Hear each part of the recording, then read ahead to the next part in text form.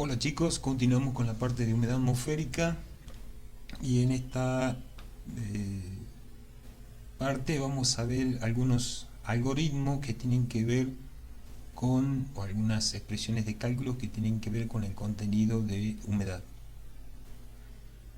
Y como ustedes saben, ya se lo he dicho, tiene una gran variabilidad tanto espacial como temporal. El contenido de humedad que tiene la atmósfera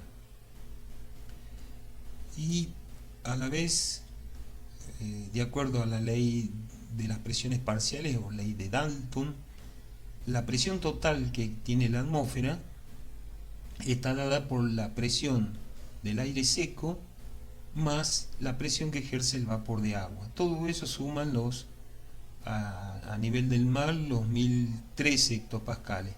Ahora, si también la podemos llegar a expresar en forma parcial, de acuerdo solamente al contenido de vapor de agua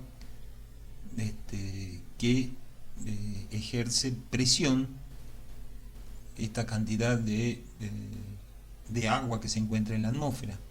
A esa presión se la denomina presión parcial de vapor, está representada con la letra E. También se la puede nombrar como tensión parcial o actual de vapor, como dice ahí, o presión actual simplemente de vapor. Y como es una parte de la presión atmosférica, está dada en hectopascales.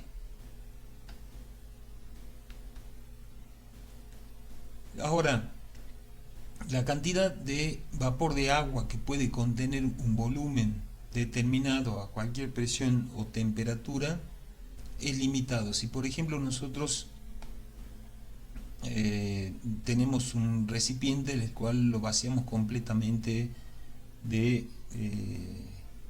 toda partícula, aire seco, aire húmedo, humedad, lo que sea, y este recipiente está a una determinada temperatura y este otro a una temperatura mayor. Si inyectamos en él una cantidad determinada, vamos inyectando una cantidad de vapor de agua, vamos a observar que antes que se empiecen a formar las gotitas ya de agua líquida, el contenido de vapor de agua que va a poder tener este recipiente va a ser limitado y va a estar delimitado no solamente por el volumen, sino la temperatura que tenga.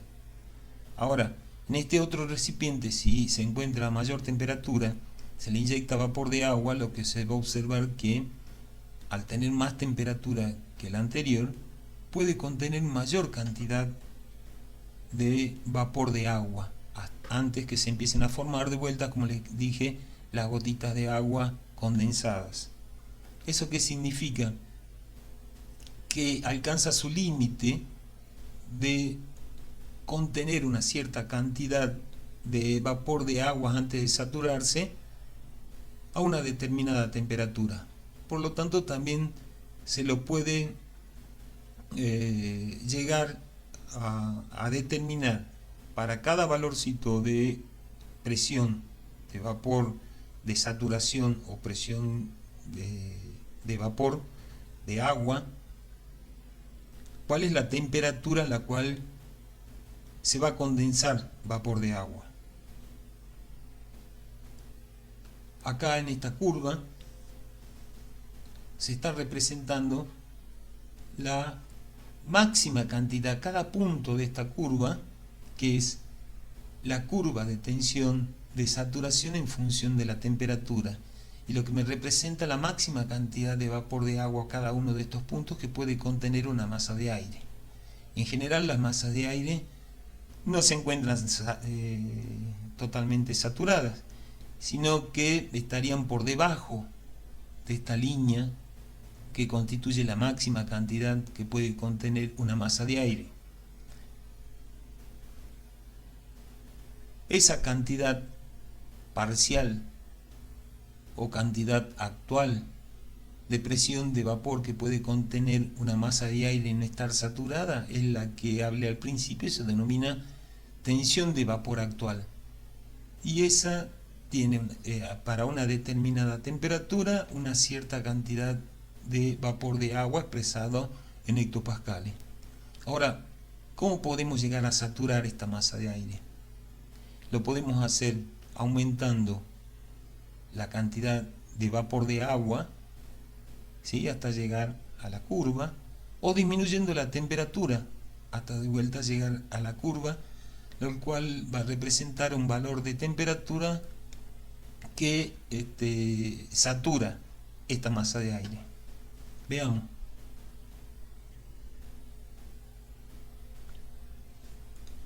La diferencia que existe entre la cantidad de vapor de agua que tiene esa masa de aire respecto al máximo que puede contener se denomina déficit de saturación. Y el déficit de saturación, ahora les voy a mostrar, es una diferencia entre el máximo y lo que contiene en un momento determinado. También he dicho, eso se realiza, en un proceso isotérmico, o sea, sin cambiar la temperatura. Ahora, si no cambiamos la cantidad de vapor de agua que contiene esta masa de aire y simplemente disminuimos esa cantidad de la temperatura del aire, llegamos a un punto en que se va a saturar esta cantidad de vapor de agua. A la temperatura a la cual se satura esa cantidad de vapor de agua se la denomina punto de rocío y se le expresa como con estas letras que está acá universalmente, T sub D o PR para nosotros, punto de rocío. Entonces podemos saturar esta masa de aire de dos formas: una aumentando su contenido de vapor de agua, otra disminuyendo la temperatura. Cuando definimos entonces al punto de rocío, estamos diciendo que es la cantidad, la disminución de la temperatura del aire en la cual se va a producir condensación del vapor de agua. Específicamente, tenemos que va a ser la temperatura a la cual una masa de aire debe ser enfriada para que se produzca la condensación de ese vapor de agua. Hay una cuestión importante, que en general cuando se produce rocío o condensación sobre cualquier superficie, se deben dar tres condiciones. La primera, que exista esa superficie sobre la cual se va a depositar el vapor de agua. Luego, que se produzca ese enfriamiento. Y tercero, que exista una cierta cantidad de vapor de agua en el ambiente para producir esa condensación. Otra cosa que ocurre es cuando nos dicen que nos tenemos que ir adentro, tenemos que salir de los patios, especialmente a la noche, porque nos dicen que los vamos a mojar porque está cayendo el rocío. Bueno, el rocío no cae de ningún lado, sino que es justamente la condensación del cambio de estado del vapor de agua por la disminución de la temperatura sobre una determinada superficie. Cuando a veces nos levantamos y vemos el pasto con una cierta cantidad de agua líquida y no se ha producido nada de precipitación, es cuando se llegó a esa temperatura en la cual se produce el rocío. Eso puede ocurrir sobre el techo de un automóvil, lo que sea. Acá estamos hablando sobre una hoja, por ejemplo. Otro algoritmo, digamos, que se utiliza mucho es el que le nombré hace rato, que es el déficit de saturación, que es la diferencia entre la presión de vapor de saturación o la tensión de vapor de saturación menos la tensión de vapor actual. Y por último, la más conocida es la humedad relativa, que es la relación entre la tensión de vapor actual y la de saturación expresada en porcentaje. Si ustedes ven, es hasta una regla de 3 simple. Existen formas de medir el contenido de vapor de agua en el aire. Tenemos el higrógrafo o el termohigrógrafo, ¿se acuerdan? Parte de él medía o graficaba la variación de la temperatura, y la otra parte, higrógrafo, iba graficando el contenido de humedad relativa que tenía el aire. En ese momento era el elemento sensible, un haz de cabello humano. Ahí se está midiendo en forma directa el contenido de humedad a través de la humedad relativa. A partir de la humedad relativa también se puede determinar algunos otros elementos como el punto de rocío, la tensión de vapor actual. Pero todos ellos, el punto de rocío o la tensión de vapor actual, son de medición indirecta. Otra forma de medir el contenido de vapor de agua es a través del ciclómetro, que ustedes ya saben el principio del funcionamiento, y trabaja con dos termómetros comunes, donde el principio de funcionamiento se basa en la liberación de calor latente cuando se evapora el agua líquida que está en constante humedecimiento, en lo que denominamos el termómetro húmedo. Con esta diferencia de temperatura podemos llegar, a través de expresiones de cálculo, a determinar la tensión de vapor actual que existe. Y con ello también podemos llegar a determinar después la humedad relativa y el punto de rocío. Por último, lo que vamos a ver es lo que se produce en el típico ejemplo cuando ocurre viento norte, en otros lugares denominado viento sonda y universalmente conocido como efecto Foehn, a través de lo que se denominan los gradientes adiabáticos secos y gradientes adiabáticos húmedos.